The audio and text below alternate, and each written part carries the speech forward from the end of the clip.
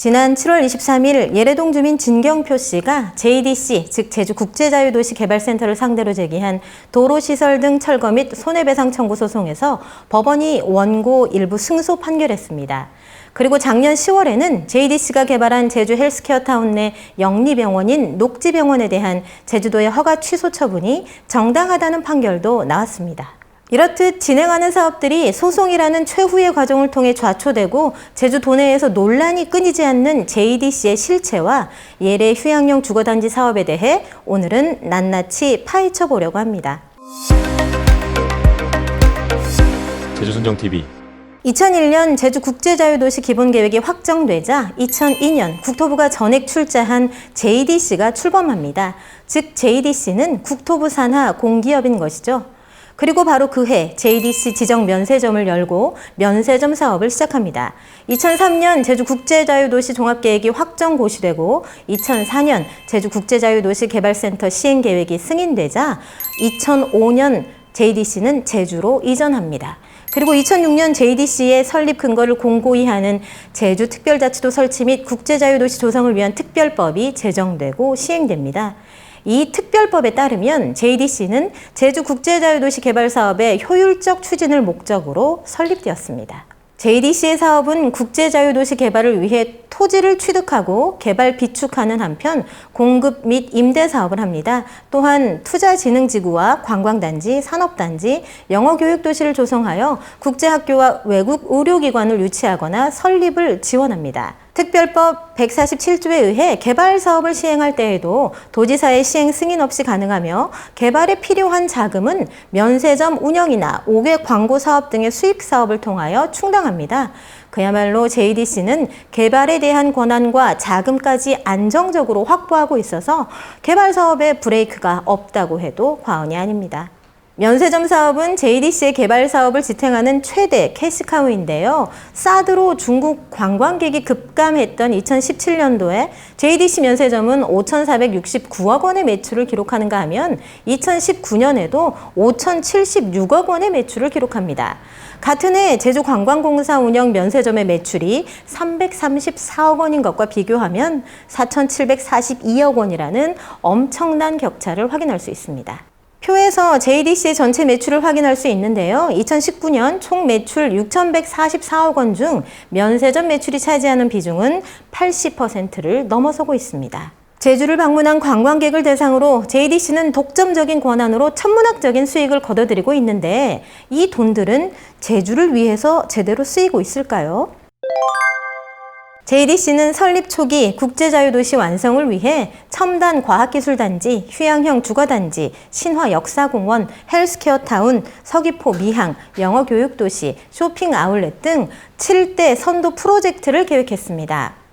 하지만 2009년 1단계 사업을 준공한 서귀포 관광미항 사업은 강정 해군기지가 민군복합형 관광미항 명목으로 변경 추진되면서 애초 계획이 표류하고 있습니다.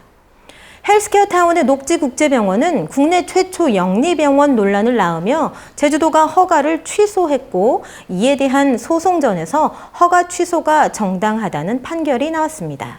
그나마 사업을 완료한 신화역사공원은 약 120만 평의 한경, 한림, 대정, 안덕 곶자왈지대를 파괴하여 개발한 자리에 홍콩 자본의 국내 최대 리조트가 들어서는 결과로 이어졌고 영어교육도시 역시 같은 곶자왈지대 내 약 114만 평을 파괴해가며 개발되었습니다.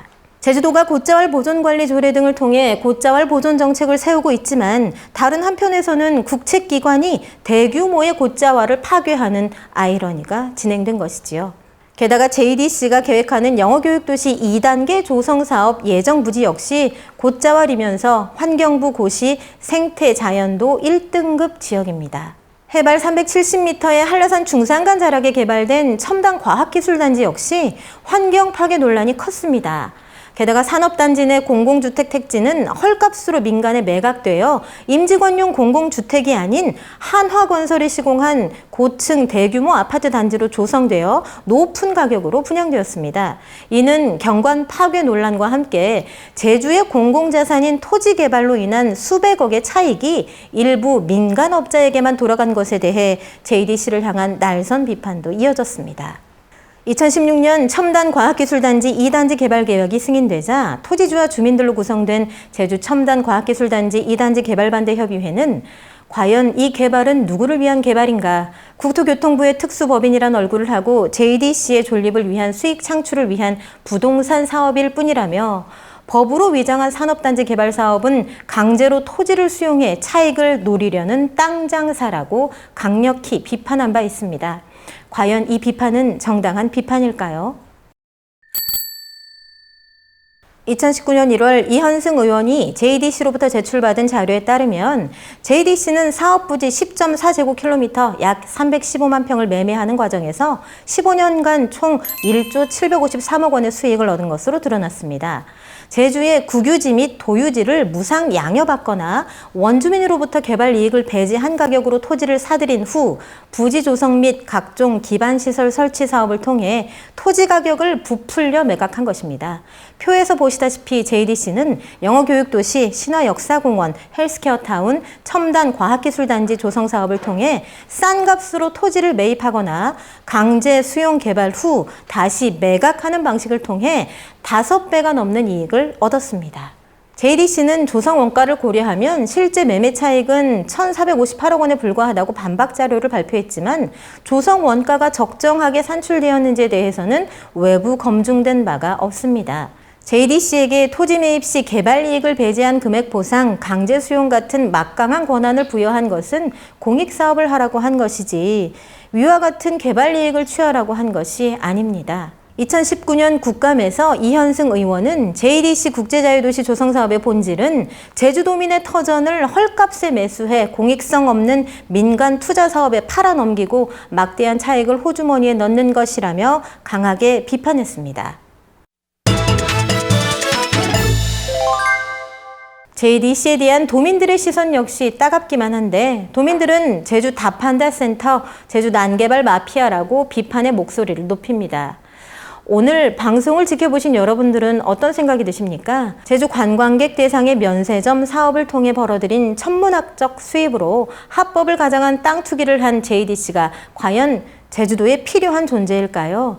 JDC의 존재 근거이며 JDC에게 개발에 대한 막대한 권력을 부여했던 국제자유도시 조성을 위한 특별법이 계속 존속되어야 할까요?